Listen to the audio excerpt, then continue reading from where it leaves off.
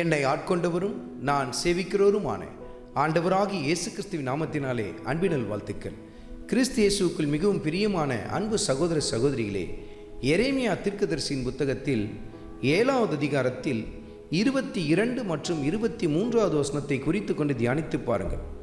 தகன பலிகளையும் மற்ற பலிகளையும் குறித்து நான் கட்டளையிட்டதை பார்க்கிலும், அதாவது உங்கள் பிதாக்களை எகிப்து தேசத்திலிருந்து நான் அழைத்து கொண்டு வந்த சமயத்திலே தகன பலிகளையும் மற்ற பலிகளையும் குறித்து நான் கட்டளையிட்டதை பார்க்கிலும் என் வசனத்துக்கு செவி கொடுங்க, என் வார்த்தைக்கு கீழ்ப்படிங்க என்று சொல்லித்தான் நாம் பிரதானமாக அவர்களுக்கு மையப்படுத்தி பேசினேன் என்பதை அவர்களுக்கு சொல்லி என்று சொல்லி கர்த்தர் தன் தீர்க்கதரிசியின் மூலமாய் இஸ்ரவேல் ஜனங்களுக்கு உரைத்ததை நீங்கள் பார்க்க முடியும். நம்ம கர்த்தர் எதில் பிரியமாக இருக்கிறார்? நீங்கள் கொண்டு வந்து கொடுக்குற காணிக்கையிலேயோ, அல்லது நான் கர்த்தருக்கு இதை கொடுத்தேன், நான் இதை எழுதி வச்சேன், இவ்வளவு காணிக்கை நான் கொடுத்தேன், இதெல்லாம் கர்த்தருக்கு முக்கியமே இல்லை.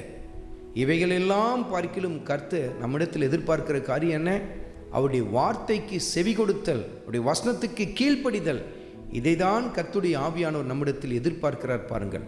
ஆனால் இன்றைக்கு ஒரு திரள் கூட்டம் காணிக்கையை தான் கொடுப்பாங்களே தவிர தங்கள் செவிகளை கர்த்தருக்கு கொடுக்க மாட்டாங்க பாருங்கள். அருமையான மகனே, அருமையான மகளே, உன்னுடையதை அல்ல, மாறாக உன்னைத்தான் கர்த்தர் தேடுகிறார் என்பதை மறந்து போய்விடாதே.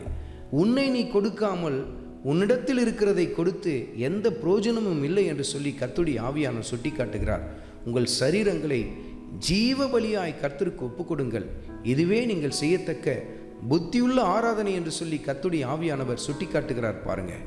மகனே, மகளே, இதனால் வரையிலும் காணிக்கையை கொடுத்து விட்டு உன் வாழ்க்கையை கர்த்தருக்கு பிரியமில்லாத வகையில் நீ நடத்தி கொண்டிருந்தீனா மனம் திரும்ப. உன் காணிக்கையை கர்த்தர் எதிர்பார்க்கல. உன்னுடைய வாழ்க்கையில் கர்த்தருடைய வார்த்தைக்கு நீ கீழ்ப்படிவதை தான் அவர் எதிர்பார்க்கிறார். அதை தான் கர்த்தர் இன்றைக்கு உனக்கு சுட்டி காட்டுகிறார். உடைய வார்த்தைக்கு கீழ்ப்படியுங்கள், அந்த வார்த்தைக்கு முழுவதுமாய் உங்களை அர்ப்பணியுங்கள். இதுவே கர்த்தர் நம்மிடத்தில் எதிர்பார்க்கிற காரியம். ஆண்டவராகிய இயேசு கிறிஸ்துவின் கிருபை உங்கள் அனைவரோடும் கூட இருப்பதாக. ஆமென்.